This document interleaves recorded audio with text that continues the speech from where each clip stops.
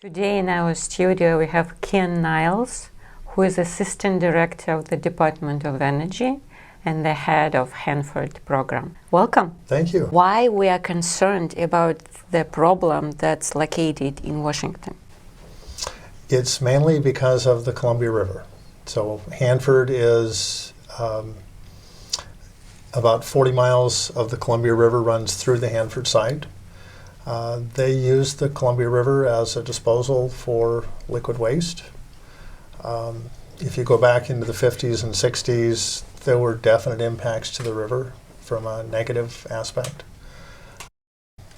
And we want to make sure that as cleanup progresses over the next several decades, that there aren't impacts to the Columbia River in the future. How easy is to get updates and information from Hanford? It has definitely changed since I first started working with the agency. We were not invited to meetings. We were not shared a lot of documents. Through a lot of effort and a lot of years, we've changed that. We have formal agreements with the Washington Department of Ecology and the U.S. Department of Energy for them to share certain documents with us. We do get periodic briefings. I can call up the Hanford manager and ask questions and do that. We don't know everything. There are certainly negotiations among the agencies that are legally involved with the cleanup that they don't share with us at the outset. But I think for the most part we have a really good understanding of what's going on. Can you share with us the current status of the toxic cleanup and the radiological cleanup at Hanford? Yeah, we're 30 years into the cleanup. Just passed that milestone in May. Right today, I would say in a lot of respects, it's more uncertain than it's been in the last 30 years. A lot of the things that we've been anticipating would happen, the development of facilities to treat Hanford's most toxic waste. There has been a lot of information in the past year or two that really calls into question whether it's the right way to go. It will be so expensive and take so long that there is a lot of effort right now to look at other ways of doing things, which concerns us because in some cases those other ways may not be as protective. There is a heavy focus right now on the cost of cleanup and how to reduce the cost. And at times we feel that there is not enough focus on how do we maintain the quality of the cleanup. What's the geological structure under Hanford? The geology under Hanford is very complex. It was created through the Missoula floods and centuries and centuries of different upheavals. The center of the Hanford site is about 240 feet above groundwater. But they also dumped hundreds of billions of gallons of liquid waste into that soil. And so there are widespread contaminant plumes within the groundwater of different chemicals and different radioactive materials. What they have been doing for the last 20 or 25 years is there's been a really strong focus on containment. They've been able to, through the use of technology called pump and treat, where they install groundwater wells, pump out the water, run it through treatment, and then re-inject the water, they've been able to shrink those contaminant plumes and pull most of it off the river.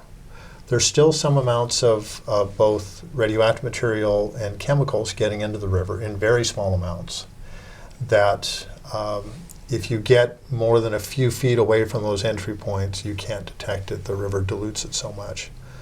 But it definitely was a concern, especially, people think of the radioactive material and stuff. There was a chemical used called hexavalent chromium, which was used to purify the water that went into the reactors to remove the heat. And it was used and spilled in thousands and thousands of gallons. And it's very toxic to fish. So in the early 90s or so, there was a real realization that the chromium was getting into the river at virtually every one of the reactor areas at Hanford. And that became one of the big focuses. And it really, in a lot of respects, is one of the bigger successes in the Hanford cleanup, that they have been able to shrink those contaminant plumes and pull those plumes off the river. Is it safe to eat the fish? It is safe. Portland also gets lots of organic produce from the Tri-City area.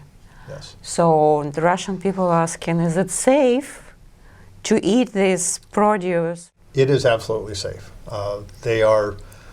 They're very aware of this multi-billion-dollar agricultural industry and its importance of keeping it clean and uncontaminated. And so there is a lot of testing to make sure that the irrigation water that's pulled out of the river does not have contaminants, and it is safe to eat. Good news. Yes.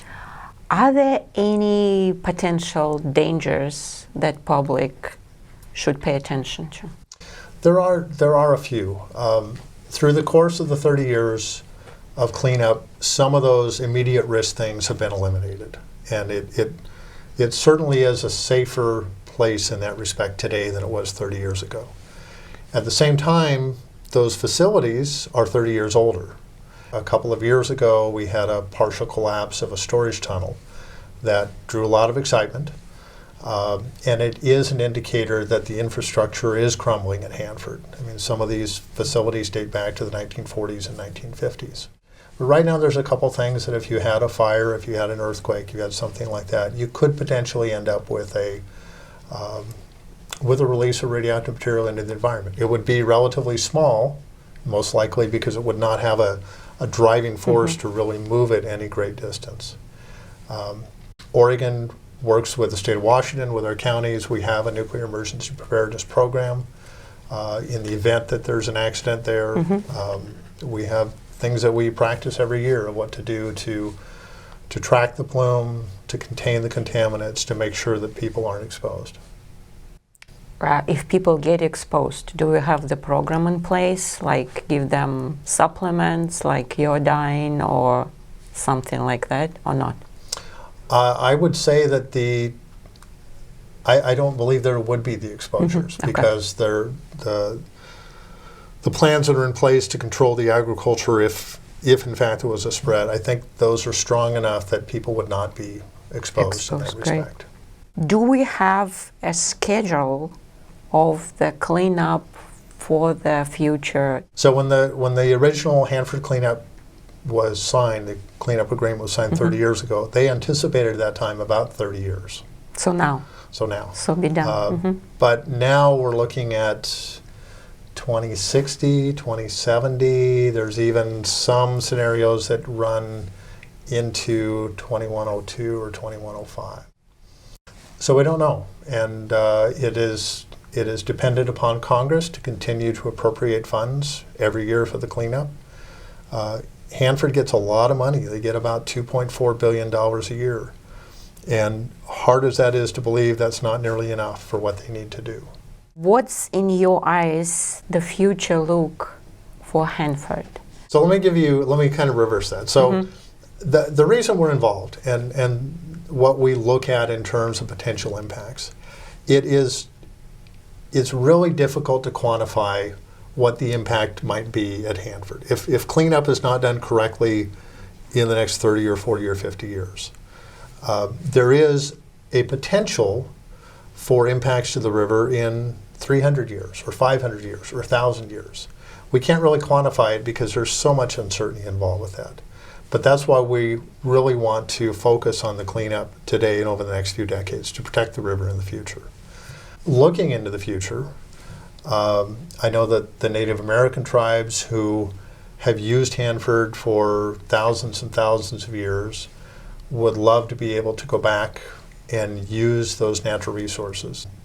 The Tri-Cities community, the three cities most immediate to Hanford, they look at Hanford, a cleaned up Hanford, as opportunity for development, as opportunity for tourism. The B reactor at Hanford, which was the first reactor, is now part of a national park. They're expanding those opportunities for the public to get out and see and use that site. There is what's called the Comprehensive Land Use Plan, which is about a 20-year-old document that says this part of the site will be in the future used for hiking and camping, this part will be used for mining, and all these different things. But who knows? Can you tell us about the technology of kind of like preserving the waste? So the cleanup is kind of a misnomer in some ways. If you have a radioactive material that's radioactive for 100 years or 1,000 years, you can't change those properties. So what you're trying to do is get it out of an environment or a form that is easily, exposes a person. So turning a liquid to a solid or a powder to a solid, getting stuff out from burial grounds right near the Columbia River and isolating them. Going back to the uncertainty of what will happen with Hanford's tank waste, which is the most toxic waste that they have at Hanford. For the last 30 years, there has been the expectation it will be turned to glass through a process called vitrification. So they would heat the waste and glass-making materials to form a molten glass.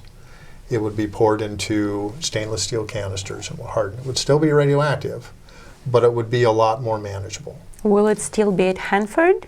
Or was somebody thinking about moving it somewhere else? So again, with the plan that we've been looking at for 30 years, which again could change, is that they would split this waste into two waste streams. So there would be one waste stream with small amounts of radioactivity, large volumes. That would be vitrified and buried at Hanford. The highly radioactive glass would eventually go to a national geologic disposal facility, which we don't currently have. Do we have any idea what state it will be located? Well, the federal government had looked at a site in Nevada called Yucca Mountain for years and years. Nevada has opposed that very strongly. I think a lot of us feel that Yucca Mountain will never happen. There's a couple of sites looking at potentially some surface interim storage, one in New Mexico, one in Texas, but we don't know whether those will happen. So if the Yucca Mountain or equivalent is going to happen, how we are going to transport this waste? Is it going to go through Oregon? It would, yes, it would, in all likelihood. Just because when you look at where Hanford's located and where the rest of the country is, you kind of go through northeast Oregon to get there. What a lot of people don't understand is we have a shut down nuclear power plant northwest of Portland called Trojan, which currently has its spent nuclear fuel stored there. And if there is a Yucca Mountain, that fuel as well would be transported. Transportation of radioactive materials is something I've worked on for about 27 years. There are things that we have, the Western states collectively, and the states around the country collectively, have worked with the U.S. Department of Energy to get certain conditions met. What we would consider, I think most people would consider, common sense provisions beyond the regulatory requirements. So you have, if it's going by truck, you have the most highly trained drivers, you have the most well-maintained equipment. You have procedures in place that even if the road is open, if the weather conditions are questionable, those trucks don't go that day. So there are things that I have confidence in terms of the ability of the U.S. Department of Energy to transport not only waste out of Hanford, but also the waste out of Trojan and do it safely. What would you like to share with the Russian-speaking American community of Portland and Vancouver regards Hanford? Regards Hanford, Hanford periodically shows up in the news media, and when it does, it's usually bad news. And it has earned the bad news. It has done some wrong things. I think the thing to convey is that the risks there are well identified. There has been a lot of progress made already in reducing those risks. and we'll continue to see progress in the next few years to hopefully eliminate a lot of those risks. Okay, thanks a lot. Sure. That was a very useful interview. Good, thank you. And I hope our Russian community or Russian-speaking community would be glad to hear the information. Good, Thanks thank you a very lot. much. Thanks for the opportunity.